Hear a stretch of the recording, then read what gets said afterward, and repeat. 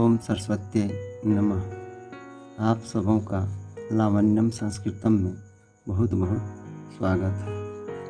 आज मैं आप लोगों को वीडियो के माध्यम से विद्या के महत्व के बारे में जानकारी उपलब्ध कराते हैं। विद्या संस्कृत साहित्य में कितनी सुंदर वर्णन उसके महत्व के बारे में किया है, जो आपको स्मरण करने योग्य और अपने जीवन में पालन करने योग्य है, जिससे आप अपना उच्च भविष्य बना सकते हैं। भाषा साहित्य में संस्कृत का महत्वपूर्ण स्थान है। संस्कृत साहित्य भारतीय साहित्य का ही नहीं अपितु विश्व साहित्य के रूप में ख्याति प्राप्त है। भारतीय संस्कृति प्रत्यक्ष या परोक्ष रूप से संस्कृत भाषा पर आश्रित है, समाविष्ट है। भारतवर्ष के प्रत्येक क्षेत्र में संस्कृत साहित्य आकाश में नक्षत्र की भांति विचरण करने वाले विद्वान कवि एवं लेखक हुए हैं, जिनके लेखनी से अनेक सुभाषित श्लोक रूपी मुक्ताहार संस्कृत साहित्य में भरे पड़े हैं, जिनका मानव जीवन में सदा उपयोग होता है। विद्यार्थियों, विद्या धनात् गर्यसी, विद्या धन से बढ़कर है। इसकी महत्ता एवं चारुता हमारे संस्कृत के सुभाषित श्लोकों के अवलोकन से ज्ञात होती है। बच्चों, आपके ज्ञान एवं मनोरंजन के लिए विद्या से संबद्ध कुछ श्लोक सरल सुभाषित प्रेरणार्थिक श्लोक के माध्यम से रूबरू कराने जा रहे हैं। इसे अपने जीवन में सदा सदुपयोग करने योग्य है।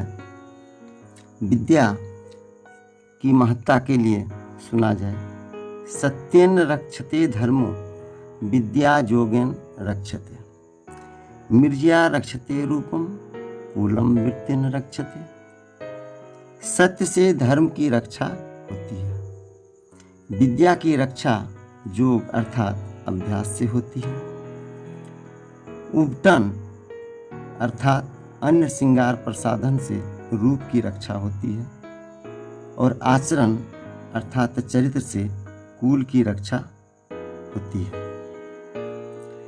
काव्य शास्त्र विनोदेन कालोह गच्छति धीमता, व्यसनेन तु मूर्खानां निद्रया कलहेन वा। विद्यार्थियों, कितना सुंदर हमारे महाकवि ने वर्णन किया है कि विद्वानों का समय काव्य शास्त्र के विनोद से अर्थात सुंदर काव्य शास्त्र को पढ़ने से अध्ययन से बीतता है, किंतु मूर्खों का समय बुरे कार्य, निंदनीय कार्य, नींद से, झगड़ा अर्थात वाद विवाद से बीतता है।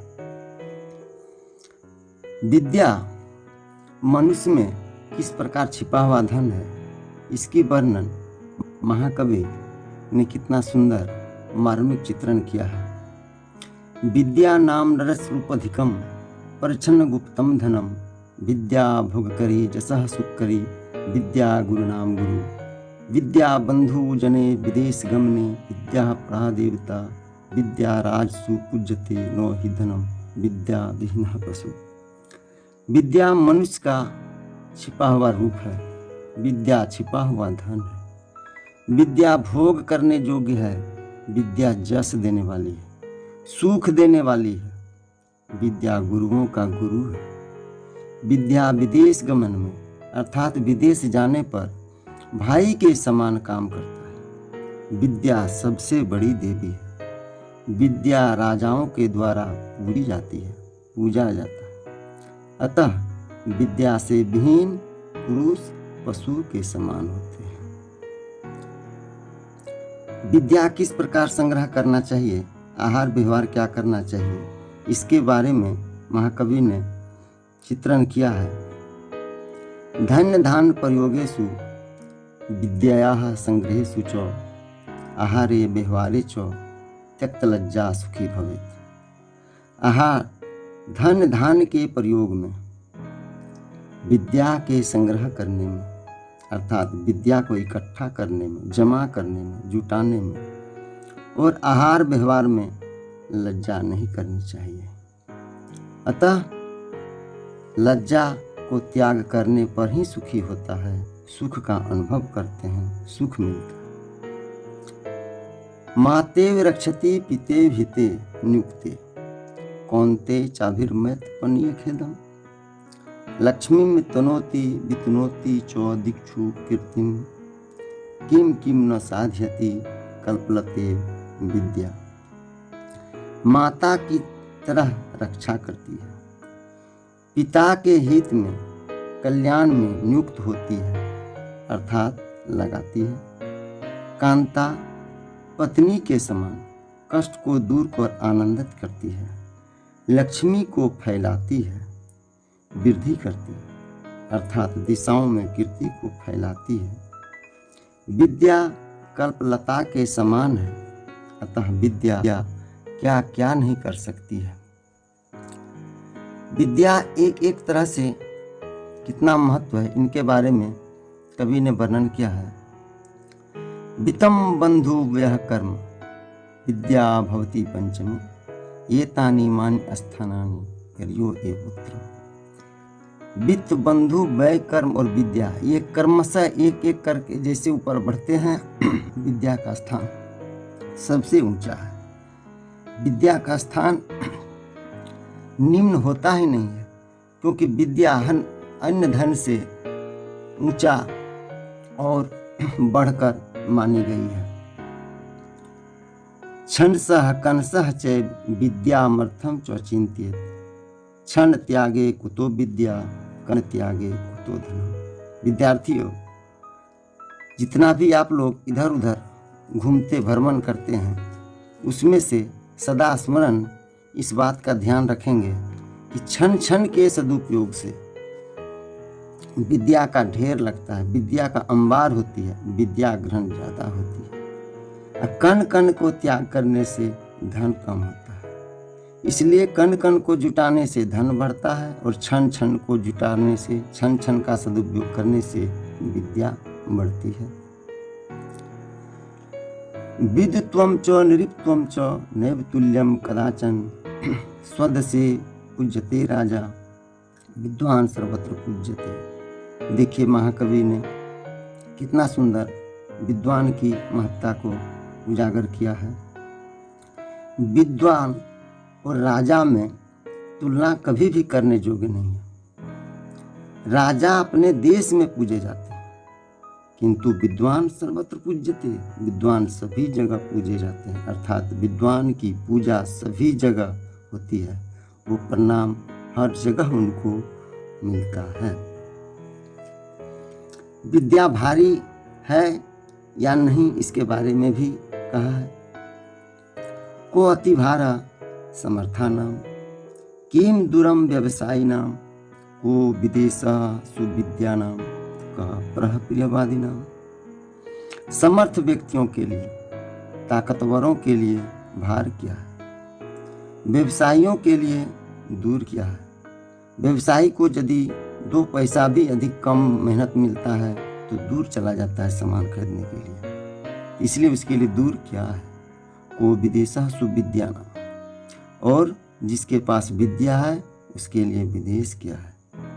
और प्रिय वचन बोलने वालों के लिए अन्य पर कोई नहीं है।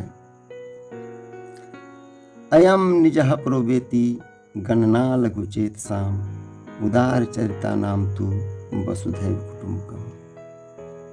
यह अपना है, यह पराया है, इस तरह की गणना करने वाले ओछा व्यक्ति ही करते हैं, लघु जन ही करते हैं। उदार चरित्र वालों के लिए, उदार चरित्र की व्यक्तियों के लिए संपूर्ण पृथ्वी ही कुटुंब के समान है, परिवार के समान है। सुखार्थी चौतेज विद्या विद्यार्थी चेत तेज सुखम सुखार्थिनः कुतो विद्या विद्यार्थिनः कुतो सुखम। सुख चाहने वाले को विद्या छोड़ देनी चाहिए, विद्या चाहने वाले को, विद्यार्थी को सुख त्याग देना चाहिए। सुखार्थी न, सुख चाहने वाले को विद्या कहाँ, विद्या चाहने वाले को सुख कहाँ। रूप यौवन संपन्नः विशाल कुल संभव विद्याहीना न शोभन्ते निर्गंधा एव किंचका। विद्यार्थियों, मनुष्य बड़ा कुल में भी जन्म लेने पर वो बड़ा नहीं बनता है। जैसे महाकवि ने वर्णन किया है कि रूप यौवन से संपन्न व्यक्ति विशाल कुल में, बड़े कुल में जन्म लेने पर भी विद्याहीन पुरुष उसी प्रकार नहीं शोभते हैं जैसे कितना सुंदर पलाश का फूल देखने में लगता है, लेकिन सुगंध नहीं है तो पूजा नहीं जाता है। न चौरहार्जम न च राज्यहार्जम न भातृभाज्यम न च भारकार्ये व्यय कृते वर्धते नित्यम विद्याधनम सर्वधन प्रधानम। विद्या धन न चोर चुरा सकता है, अर्थात चोरों के द्वारा चुराने योग्य नहीं है, और न राजा छीन सकता है, अर्थात राजा के द्वारा छीनने योग्य नहीं है। न भाई बांट सकता है, अर्थात भाई के द्वारा बांटने योग्य नहीं है, और न बोझा के समान भारी है, अर्थात भार बढ़ाने वाली नहीं है। नित्य खर्च नित्य व्यय करने पर बढ़ता ही है। अतः विद्याधन सभी धनों में प्रधान है, विद्याधनम सर्वधन प्रधानम। विद्या किस प्रकार का धन है विद्यार्थियों, इनके बारे में फिर महाकवि ने वर्णन किया है। सभी धन को खर्च करने पर घटता है, लेकिन विद्या धन को खर्च करने पर बढ़ता ही है। जैसे देखिए, ये महाभारती का कितना सुंदर भंडार है, कोश है। इसके बारे में महाकवि ने वर्णन किया है। अपूर्वः कोऽपि कोशो अयम विद्यते तो भारती व्यय तो वृद्धि मयाति क्षय मयाति संचयात्। महाभारती का यह विद्या भंडार कोश अपूर्व है, किसी भी व्यक्ति के लिए आश्चर्यजनक है। क्यों, कैसे? देखिए, इसे खर्च करने पर, व्यय करने पर वृद्धि होती है, और संचय करने पर, रक्षा करने पर, अपने पास रखने पर ये क्षय होता है, विनष्ट होता है। विद्यार्थियों, विद्या के बारे में इतना सुंदर महाकवि ने अपने सुभाषित श्लोकों के माध्यम से संस्कृत में जो वर्णन किया है, इनको मैं आपके सामने जो प्रकाश डाले प्रस्तुत किए हैं, इनको अपने जीवन में उतारेंगे और सफलपूर्वक सफलतानुसार अपने लक्ष्य को प्राप्त करेंगे। इसके लिए किसी प्रकार की किसी भी श्लोक को समझने में कठिनाई हो, महसूस किए होंगे कठिनाई, तो इसे हमें कमेंट के द्वारा बताएंगे। तथा साथ ही साथ यदि प्रथम बार हमारे चैनल को आप देख रहे हैं तो सब्सक्राइब करना न भूलेंगे। अति आवश्यक रूप से सब्सक्राइब जरूर करेंगे और अपने आगे आने वाले वीडियो को सदा समयानुसार आप देखने में सफल होंगे। थैंक यू, धन्यवाद।